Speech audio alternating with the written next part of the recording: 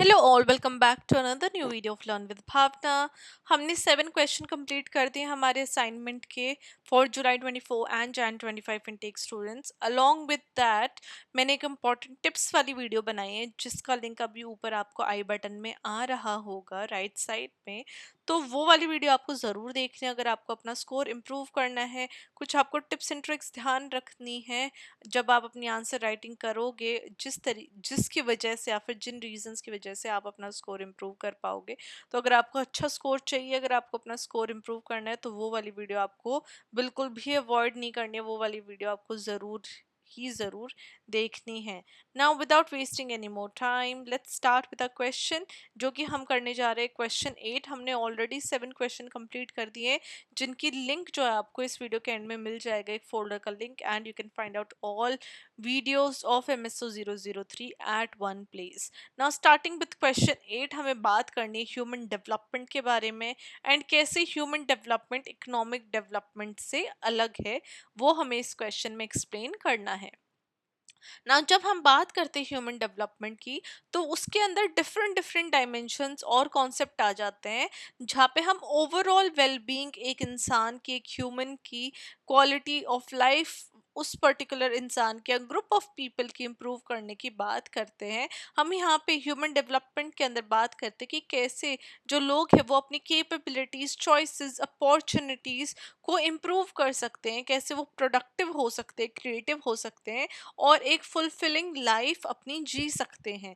ये जो economic measures है उससे डिफरेंट है, अलग है, जहाँ पे ह्यूमन डेवलपमेंट एजुकेशन को, हेल्थ को, पॉलिटिकल फ्रीडम को, सोशल पार्टिसिपेशन को, इन सब चीज़ों को मद्देनज़र रखता है। तो यहाँ पे जब हम की एस्पेक्ट्स की बात करते हैं ह्यूमन डेवलपमेंट की, तो यहाँ पे हेल्थ एंड लॉन्गेविटी की बात होती है जहाँ पे इंश्योर किया जाता है कि लोगों को हेल्थ केयर एक्सेस हो, न्यूट्रिशनल फूड वो ले रहे हैं, एक अच्छी लॉन्ग और हेल्थी लाइफ वो जी सके। फॉर एग्जांपल जापान जैसी जो कंट्रीज हैं वहाँ पे जो लाइफ एक्सपेक्टेंसी रेट है वो काफ़ी हाई है बिकॉज उनका हेल्थ केयर सिस्टम काफ़ी ज़्यादा एडवांस्ड है। न्यूट्रिशनल जो वैल्यूज़ हैं फूड की वो उनके ऊपर ध्यान देते हैं। सेकंड आ जाएगा नॉलेज एंड एजुकेशन। एक क्वालिटी एजुकेशन जो है वो किसी भी एक पर्सन को और भी ज़्यादा इन्फॉर्म्ड बना देती है कि वो क्या चॉइसेस ले रहा है अपनी लाइफ में और कैसे वो अपना सोशो इकोनॉमिक स्टेटस को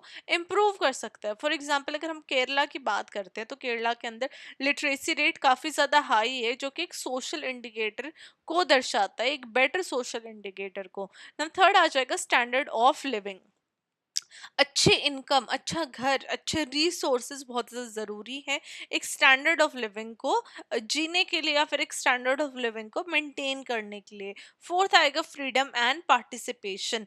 पॉलिटिकल और सोशल फ्रीडम के अंदर इन्वॉल्व होना जहाँ पे जो लोग हैं वो पार्टिसिपेट कर सकते हैं कम्युनिटी और नेशनल डिसीजन मेकिंग प्रोसेस के अंदर, तो वो बहुत ज़्यादा ज़रूरी है एक अच्छी सिटीजनशिप के लिए, एक अच्छे इंसान के लिए, इन्फॉर्म्ड ह्यूमन बीइंग के लिए। तो ह्यूमन डेवलपमेंट इंडेक्स जो कि डेवलप किया गया था यूनाइटेड नेशन के द्वारा, वो मेजर करता है किसी भी ह्यूमन डेवलपमेंट को जहाँ पे वो लाइफ एक्सपेक्टेंसी, एजुकेशन लेवल और पर कैपिटा इनकम को कंसिडर करते हैं। नॉर्वे और जो स्विट्जरलैंड कंट्रीज हैं वो कंसिस्टेंटली बहुत ज़्यादा रैंक हाई करती हैं एचडीआई के अंदर बिकॉज एक balance socio economic progress in countries के अंदर देखी जा सकती है। ना when we talk about economic development, तो इकोनॉमिकली जैसे आपको नाम से ही पता चल रहा है ये नेशन की इकोनॉमिक हेल्थ और वेल्थ के बारे में बात करते हैं। यहाँ पे जो प्राइमरी जो मेजर्स हैं इंडिकेटर के वो है ग्रॉस डोमेस्टिक प्रोडक्ट क्या है और ग्रॉस नेशनल इनकम क्या है और ये जो एम्प्लॉयमेंट रेट्स क्या हैं। तो यहाँ पे फोकस रहता है इनकम को बढ़ाने के लिए, इंडस्ट्रियल ग्रोथ के लिए, इंफ्रास्ट्रक्चर डेवलपमेंट के लिए और लिविंग स्टैंडर्ड्स को इम्प्रूव करने के लिए। बिकॉज एज वी मेंशर्ड जो लिविंग स्टैंडर्ड्स हैं वो पैसे से ही आते हैं। यहाँ पे हमने देखा तो इनकम बहुत ज़्यादा ज़रूरी होती है स्टैंडर्ड ऑफ लिविंग को इम्प्रूव करने के लिए एंड मेंटेन करने के लिए। ना इसके भी एक्सपेक्ट की बात, एस्पेक्ट्स की बात कर लेते हैं इकोनॉमिक डेवलपमेंट की, जहाँ पे फर्स्ट आ जाता है हमारा इनकम एंड वेल्थ जनरेशन। तो इकोनॉमिक ग्रोथ की वजह से नेशनल इनकम भी बढ़ती है और लिविंग स्टैंडर्ड्स भी इम्प्रूव होते हैं। फॉर एग्जांपल जो चाइना है वो रैपिडली इंडस्ट्रियलाइजेशन हमें देखने को मिल रही है चाइना के अंदर, जिसकी वजह से उसकी जीडीपी को बूस्ट मिलता है और पॉवर्टी रेट भी कम हो रहे हैं। वहीं पे इंफ्रास्ट्रक्चर एंड इंडस्ट्रियल ग्रोथ जहाँ पे हम डेवलपमेंट की बात कर रहे हैं कि इंफ्रास्ट्रक्चर अच्छा होना चाहिए, रोड्स अच्छे होने चाहिए, रेलवेज बेटर होनी चाहिए, कम्युनिकेशन नेटवर्क इंप्रूव होना चाहिए। तो ये सब इकोनॉमिक ग्रोथ को सपोर्ट करते हैं किसी भी कंट्री की। थर्ड आ जाएगा एम्प्लॉयमेंट अपॉर्चुनिटीज। तो इकोनॉमिक डेवलपमेंट जो जॉब्स क्रिएट कर रही हैं और एक बेटर लाइवलीहुड हो रहा है, तो उसकी वजह से जो एक इकोनॉमिक डेवलपमेंट है वो अपने आप बढ़ जाती है, या फिर अपने आप जो एम्प्लॉयमेंट है, अपॉर्चुनिटीज है, वो इकोनॉमिक डेवलपमेंट को बूस्ट देते हैं। ना फोर्थ आ जाएगा इम्प्रूवमेंट इन लिविंग स्टैंडर्ड्स। तो अगर अच्छी इनकम होगी तो उससे बेटर जो कोई भी हाउस होल्ड है वो अच्छे गुड्स खरीद पाएंगे, सर्विसेज अच्छी कर पाएंगे, जिसकी वजह से उनकी लिविंग स्टैंडर्ड अपने आप ही इम्प्रूव हो जाएंगे। नाउ डिफरेंसेस क्या है human development and economic development के अंदर?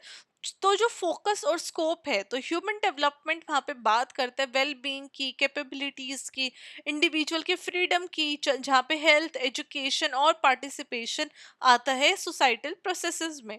लेकिन वहीं पे जब हम इकोनॉमिक डेवलपमेंट की बात करें तो हम मेनली इकोनॉमिक ग्रोथ की बात कर रहे हैं। इनकम कहाँ से जनरेट होगी, वेल्थ कैसे एक्यूमुलेट कर सकते हैं, राइट। वहीं पे मेजरमेंट अगेन एक डिफरेंट कॉन्सेप्ट आ जाएगा, जहाँ पे ह्यूमन डेवलपमेंट मेजर किया जाता है ह्यूमन डेवलपमेंट इंडेक्स के द्वारा, जो एजुकेशन, हेल्थ और इनकम को कंसिडर करता है। वहीं पे इकोनॉमिक डेवलपमेंट को मेजर करने के लिए जीडीपी, जीएनई और एम्प्लॉयमेंट रेट्स को यूज किया जाता है ना। आउटकम एंड ऑब्जेक्टिव्स क्या है दोनों के? तो ह्यूमन डेवलपमेंट का जो ऑब्जेक्टिव रहता है वो है कि जो लोगों की चॉइसेस है और ओवरऑल क्वालिटी ऑफ लाइफ है वो इम्प्रूव हो सके। लेकिन वहीं पे इकोनॉमिक डेवलपमेंट एम करता है कि जो वेल्थ, प्रोडक्टिविटी है और नेशनल इनकम है वो इम्प्रूव हो सके। इंटरडिपेंडेंसी क्या है दोनों की? तो इकोनॉमिक डेवलपमेंट ह्यूमन डेवलपमेंट में कंट्रीब्यूट कर सकता है, जहाँ पे जो रिसोर्सेज हैं एजुकेशन और हेल्थ केयर के वो जनरेट होते हैं। हावेवर जो इकोनॉमिक ग्रोथ है वो अकेले नहीं ह्यूमन डेवलपमेंट को इंश्योर कर सकती है, क्योंकि जो वेल्थ डिस्ट्रीब्यूशन है और सोशल पॉलिसीज है वो बहुत ज़्यादा इंपॉर्टेंट रोल प्ले करती हैं। फॉर एग्जांपल जो हाई जीडीपी है सऊदी अरेबिया जैसी कंट्रीज के अंदर, लेकिन वो स्टिल ह्यूमन राइट्स और सोशल पार्टिसिपेशन जैसे जो जो इंडेक्सेस है, राइट, उनमें कहीं ना कहीं वो चैलेंजेस फेस करती है। ना विद एग्जांपल्स मैंने यहाँ पे कुछ केस स्टडीज मेंशन किए। फर्स्ट हमारी आएगी केरला मॉडल। तो केरला जो है वो एक बहुत अच्छा एग्जांपल है ह्यूमन डेवलपमेंट इंडेक्स का, जहाँ पे जो ह्यूमन डेवलपमेंट है उसको प्रायोरिटाइज किया जाता है ओवर इकोनॉमिक ग्रोथ। जहाँ पे हाई लिटरेसी रेट है, लो इन्फेंट मोर्टेलिटी रेट है, बेटर लाइफ एक्सपेक्टेंसी है लोगों की। तो केरला ये चीज शो करता है कि कैसे जो सोशल इन्वेस्टमेंट है हेल्थ और एजुकेशन के अंदर, वो कैसे किस एक पर्टिकुलर इंसान की डेवलपमेंट के अंदर हेल्प कर सकता है, डिस्पाइट जो उसका मॉडरेट इकोनॉमिक ग्रोथ है ना। सेकंड आ जाएगा हमारा चाइना वर्सेस भूटान। अब जो चाइना की जो रैपिड इकोनॉमिक ग्रोथ हो रही है उसने बहुत सारे मिलियंस को पॉवर्टी से बाहर निकाला है, लेकिन वहाँ पे इनकम इनक्वालिटी बहुत ज़्यादा है, एनवायरनमेंट बहुत ज़्यादा खराब हो रहा है। लेकिन वहीं पे in contrast when you talk about Bhutan, तो भूटान बात करता है ग्रॉस नेशनल हैप्पीनेस के ऊपर अपने कंट्री के लोगों की, जहाँ पे वो फोकस कर रहे हैं sustainable development, environmental conservation and cultural preservation, जो कि एक बैलेंस्ड अप्रोच की बात करता है ह्यूमन एंड इकोनॉमिक डेवलपमेंट के लिए।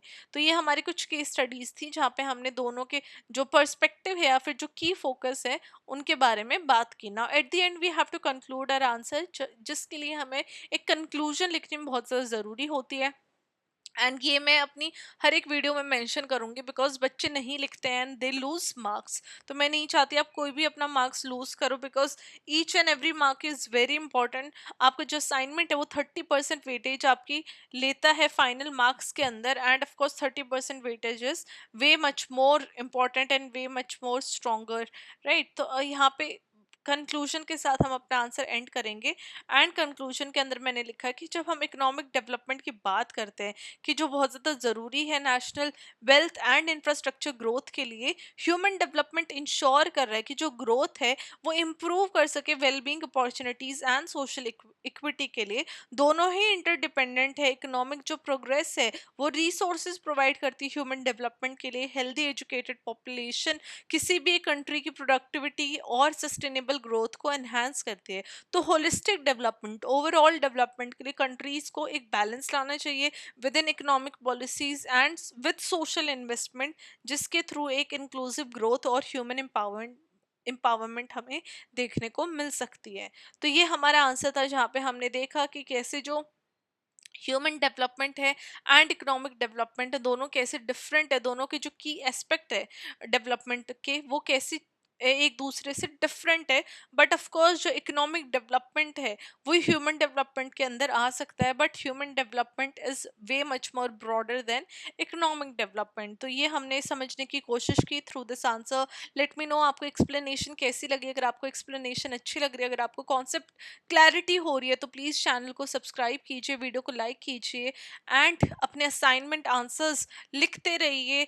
बेस्ट अपने आंसर्स प्रोवाइड करने की कोशिश करना, बिकॉज अगेन ये जो आपके असाइनमेंट है वो 30% मार्क्स की वेटेज होल्ड करेंगे। और अगर आपको और भी अच्छा अपने मार्क्स इंप्रूव करने हैं तो इम्पॉर्टेंट टिप्स वाली वीडियो देख लेना, उससे आपकी जो क्लैरिटी है और जो टिप्स और ट्रिक्स मैंने वहाँ पे मेंशन किया उससे डेफिनेटली आपका स्कोर काफ़ी इंप्रूव हो जाएगा।